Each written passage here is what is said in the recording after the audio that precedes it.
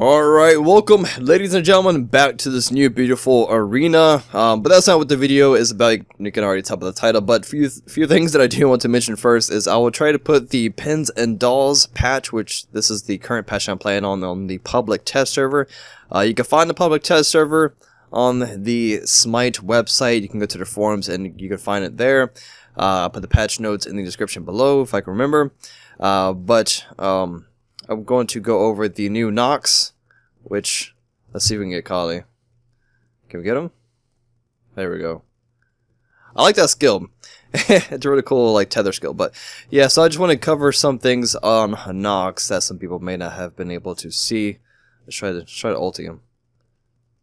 Oh, okay, well, we're just trying to wipe. So, the first thing that I do want to go over is her passive.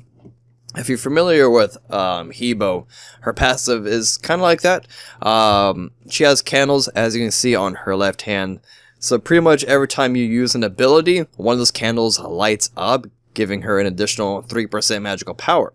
But when Nox takes damage, one of the candles is knocked out, and you have a total of 4 candles. So kind of similar to Hebo in a way.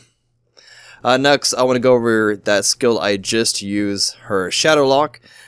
She extends a shadow, rooting the single target in place, dealing damage over time. Pretty much, it's just a really simple skill. The thing is, you can't throw auto attacks or anything. Your movement speed seems a little bit faster.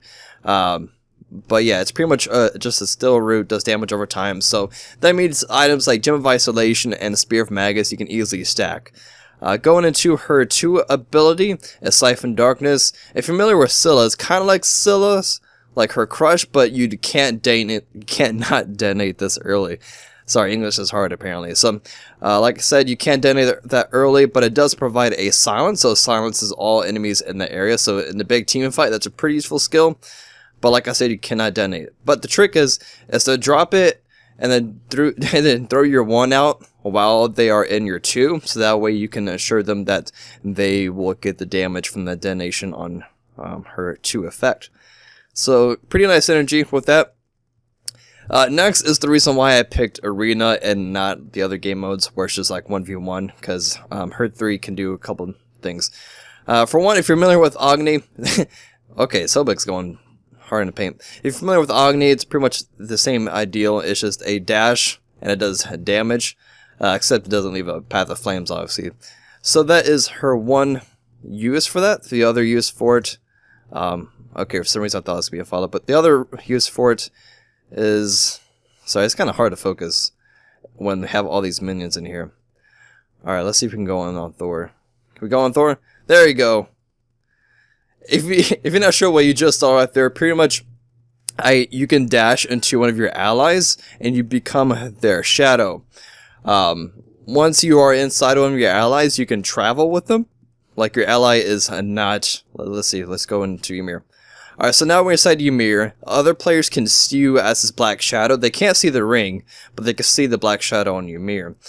Pretty much you just chill inside your ally for a certain duration. I mean, that duration can be nerfed. That seemed a little long, but this works out for, like, let's say you have an Athena on your team as your support. You can go inside of Athena, she can ulti across the map, and boom, you pop out of Athena.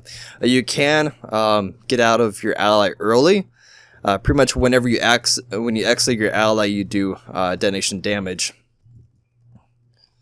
I guess I hit her with my 3. And then of course you have the ultimate, which you saw. I think you saw this earlier. I might have cut that out, but a huge line. It's probably the size of, you know, a solo lane or whatever. You can throw it out. It has a little bit of a channel time. As you see, it does damage on contact, and then it leaves a damage over time effect, if you saw that on Sobek. So she has a decent amount of damage over time effect, so you can easily apply the Spear of Magus stacks on them. I hit a couple targets there. Also on the ultimate, whoever takes damage are also weakened, dealing less damage for the duration, which is 30% for 5 seconds in this patch. I mean, that could be nerfed around. So that pretty much covers all the bases of Nox. As far as the skin, I did a skin preview video a few days ago, and I don't think all her abilities were finished. I don't think they're still finished yet. Like her 1, I think, is still default. No, it's not. Okay. I saw little white and skulls in there. But as far as, you know, going into conquest, clearing lanes, how efficient is she going to be? I don't really know.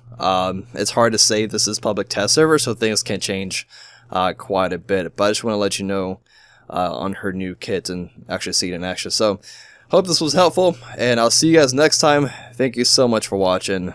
Take care. Bye.